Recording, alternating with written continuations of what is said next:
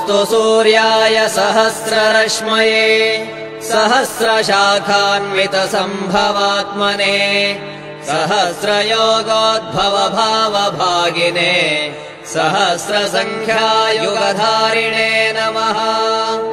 यन्मण्डलम् दीप्तिकरम् विशालम् रत्नप्रभम् तीव्रमनादिरूपम् दारिद्र्यदुःखक्षयकारणम् च पुनातु माम् तत्सवितुर्वरेण्यम्।